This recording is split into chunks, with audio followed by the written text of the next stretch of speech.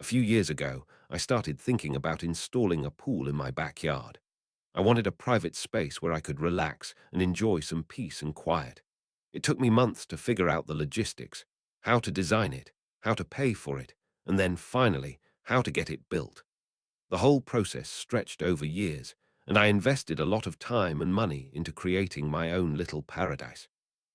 My pool was slightly larger than average, not enormous, but bigger than most backyard pools in my area. I knew this because I'd spent countless hours researching designs and even checked out some local pools owned by people I knew. Once the pool was installed and everything was working perfectly, I started inviting friends over occasionally. It wasn't a constant party, but there were times when I'd have a few guests over for extended periods. This meant 2 or 3 cars parked in my driveway, not on the street, just in my private driveway. These details might seem minor and harmless, but one of my neighbors disagreed vehemently. One day, I was relaxing in my pool, trying to unwind after a long day at work, when I heard a loud clanging noise. It sounded like someone was forcing open my gate. Before I could even process what was happening or worry about potential intruders, a woman marched into my backyard. She was dressed smartly, as if she'd just come from a business meeting, and she was holding a clipboard. It was such a surreal sight, someone breaking into my yard, but looking so formal and composed. I was too stunned to react immediately. She walked right up to the edge of the pool without introducing herself or apologizing for barging in. She pulled out some papers from her clipboard, placed them in a waterproof bag, and then used my pool net to shove the bag toward me. I was still floating in the water, trying to figure out what was going on. Reading fine print through a waterproof bag and a net while bobbing in the pool is not easy, by the way. As I struggled to make sense of the situation, the woman introduced herself as the president of the HOA, Homeowners Association. She gave her name, but for the sake of privacy, let's call her Karen. This confused me because I wasn't part of an HOA, and as far as I knew, there wasn't one in my neighborhood. But Karen insisted that the HOA's rules applied to me because my property bordered HOA-managed homes. She claimed I was responsible for lowering property values and making the neighborhood look ugly. At this point, I stopped trying to read the papers she'd handed me because she started listing off my so-called violations. According to her, my pool was grotesquely large, even though it was only slightly bigger than average. She also said I wasn't allowed to have 3 cars parked in my driveway. I almost laughed out loud at that one. I politely explained that I wasn't part of her HOA and that she had no authority over me. But Karen wasn't having it. She doubled down, insisting that the rules applied to me anyway. Karen was relentless. She raised her voice, accusing me of ruining the neighborhood and lowering community standards. I was completely baffled by her audacity.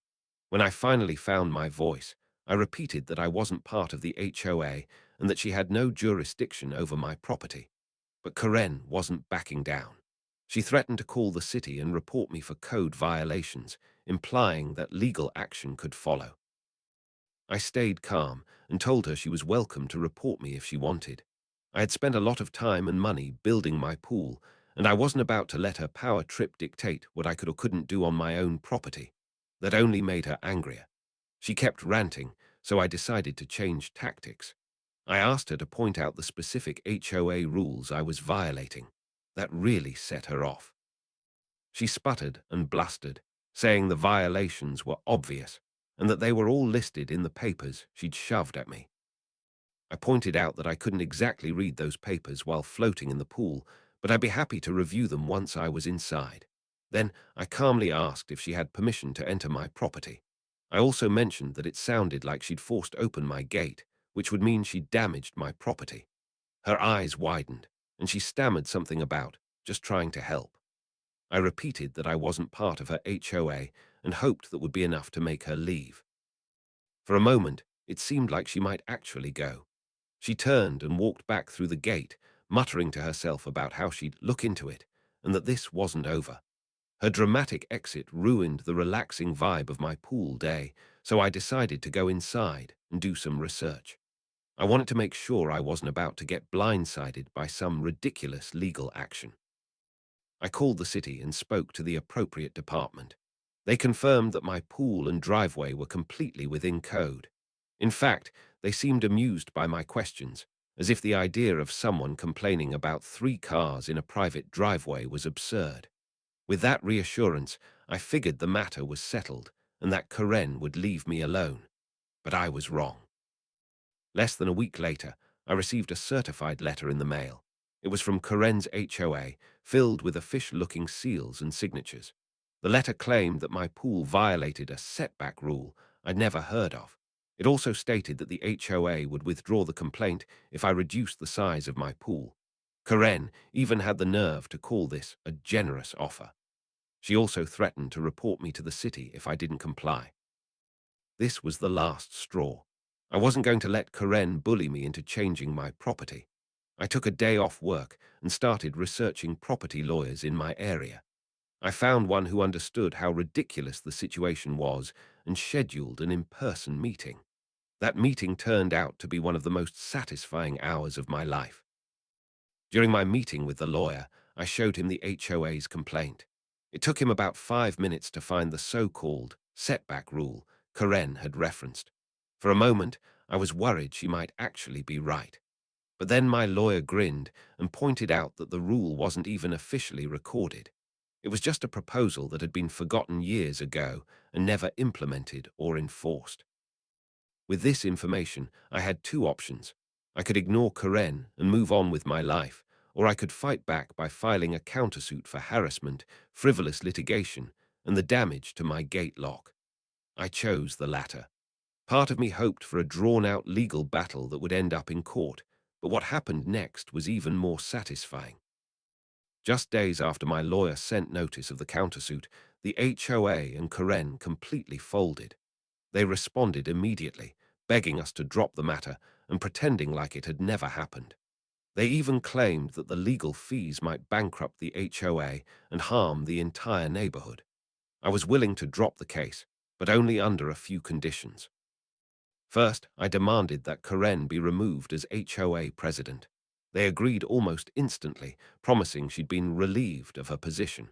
But I wasn't done yet. I took a few days to prepare my next move. I found out when the next HOA meeting was scheduled and showed up unannounced. True to their word, Karen wasn't there. It seemed she was taking an extended vacation. I waited until the end of the meeting, when they opened the floor for questions and comments. That's when I stood up and presented a carefully prepared list of mild issues with how the HOA was being run. I made sure to highlight how overly strict rules could actually harm the neighborhood instead of helping it. I also suggested alternative ways to use HOA funds, like beautifying the park or organizing community events. I took particular delight in comparing the costs of maintaining the park versus the legal fees the HOA had incurred by harassing someone who wasn't even a member. I also mentioned the cost of replacing my damaged gate lock, which Karen had forced open during her uninvited visit. The meeting was incredibly satisfying, and I even made a few new friends among the HOA members. Karen never showed her face at another HOA meeting, and I enjoyed sending her several strongly worded letters demanding she pay for the damage to my gate. Eventually, she sent a check, which I pinned to the wall near my desk as a reminder of my victory. It was a small but sweet triumph. Now, let's move on to another story about HOA drama, this one titled Malicious HOA Compliance. The narrator explains that they've always had an incompetent HOA, but it was relatively inexpensive, so they'd lived in harmony with it for years. That changed 48 hours ago. The narrator mentions that they've been part of the HOA for years and always paid their yearly dues on time. They didn't know the exact due date, but they always paid in January or February and had never been harassed about it. This year was no different. They paid their dues about a week ago. But then, out of nowhere, they received a notice of intent to file a lien on their property for unpaid dues. Confused, the narrator emailed the HOA to clarify.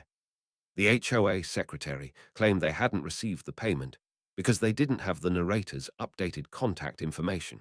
Apparently, due to a recent law change in Colorado, the HOA had requested new contact info from all members a month before sending out invoices. The narrator had responded with their updated info, but the HOA sent the invoices to the old address before receiving it. The secretary insisted that the narrator was 34 days late on their payment, even though they'd paid a week ago. She also cut off the narrator's access to the HOA website, where they usually paid their dues. Now, the narrator would have to rely on physical mail to receive their invoices. The narrator decided to play along. They updated their contact info again, this time providing an international address since they didn't actually live in the United States. They also removed their email address, ensuring that all future correspondence would have to be sent via regular mail. Sending mail to their international address would cost the HOA about $70 and take 1-3 months to arrive. The narrator planned to pay their dues only after receiving the invoice, not a day earlier.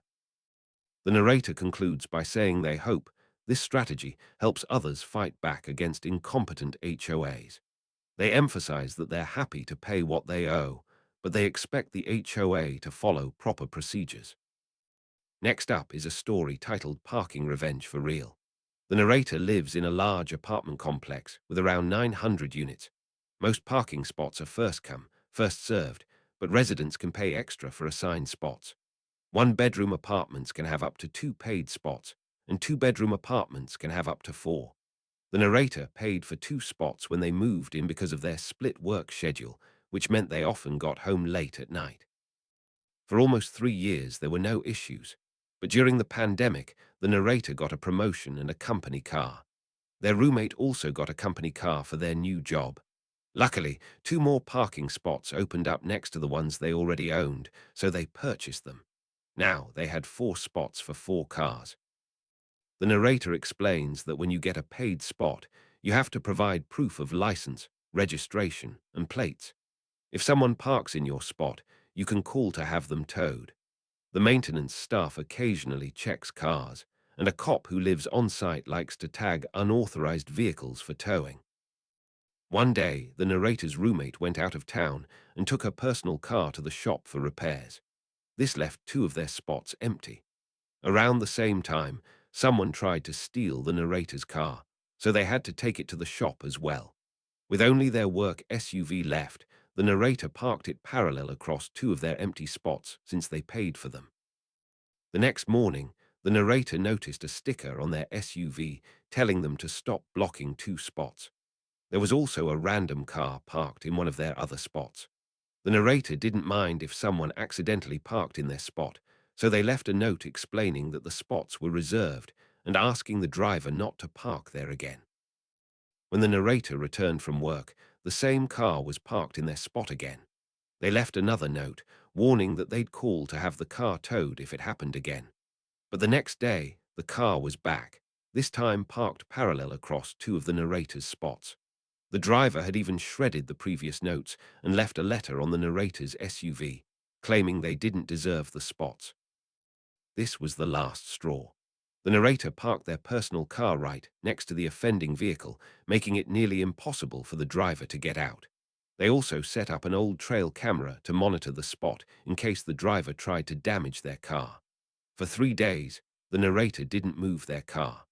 On the 3rd day, the driver called a tow truck, but the tow truck driver took one look at the situation and left. On the 4th day, the narrator called the apartment management and had the car towed. The driver didn't need their car for 3 days, and the narrator hasn't seen it in their spot since. The trail camera was there to capture any potential damage, but thankfully, nothing happened. The narrator concludes by saying they hope the driver learned their lesson.